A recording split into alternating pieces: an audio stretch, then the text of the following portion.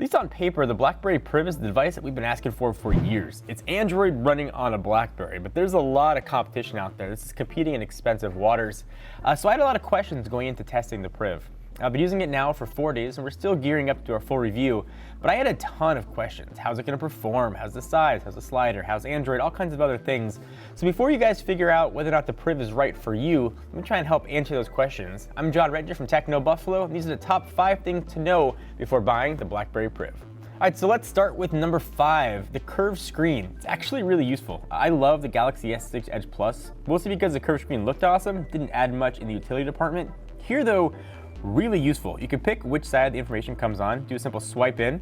You can customize all this information. You can see your calendar, you can jump into your mail. I've got something else set up in BlackBerry Hub, you'll see it all there. Set up tasks right from there and also jump into your contacts. Really easy and relatively customizable through the little settings icon.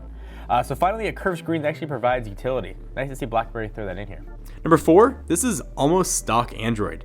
BlackBerry's take on Google's OS seems way more like Cyanogen than TouchWiz, meaning the tweaks are very much in the vein of Android. They didn't try and redo or rethink the UI at all. A lot of really useful software tweaks, advanced interactions for example, shortcuts galore. You can have a shortcut for almost anything you could do with your phone. Everything that BlackBerry's added here has a reason behind it. They didn't throw the kitchen sink at you hoping you're going to use one of their features. Presumably you will use almost every feature that's here, because every one of them seems to be really useful. It is based on 5.1.1 Lollipop, but presumably Marshmallow will be coming, and BlackBerry said sometime next year.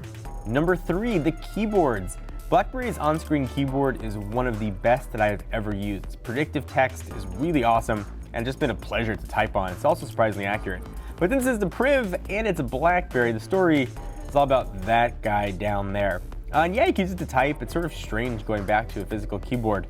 I found myself sliding it out quite a bit, but not to type on. It's really awesome as a trackpad. We saw this on the Passport, but the keys you can use just to scroll through text. A really nice, easy, elegant way to scroll through whatever you're doing without having to take your finger and put it up on the screen and perhaps cover content wherever you're looking at. Just a really nice, elegant way to scroll through whatever you're looking at. Number 2, this device is really thin. Chances are it's been a while since you last used a slider phone, so you might think it's going to be a little chunky because it's got a keyboard under there, right? Not at all. At 9.4 millimeters, if you hand this phone to somebody who doesn't know what it is, they'll just think it's any other candy bar phone. Very thin, and the phone feels great in the hand.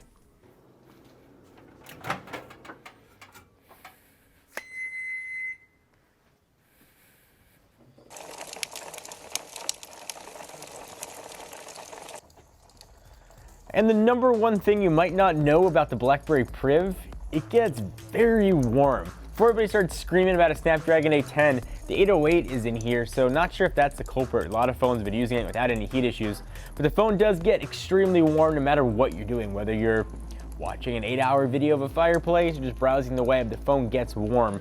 It does cool off very quickly though, so if you're using it, put it in your pocket, maybe just wave it around in the air to cool off for a second, otherwise you're gonna get a little BlackBerry logo branded into your thigh. So there's a lot more to talk about the BlackBerry Priv. If you couldn't tell, I've really been enjoying it. I'm still going to use it for a few more days before I do the full review. If you're watching this though way later in the future, hello future you. We'll put a card here though once the video is live to check out the full review.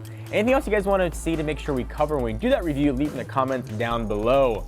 Until next time, I'm John Redger from Techno Buffalo. I'll see you guys next video.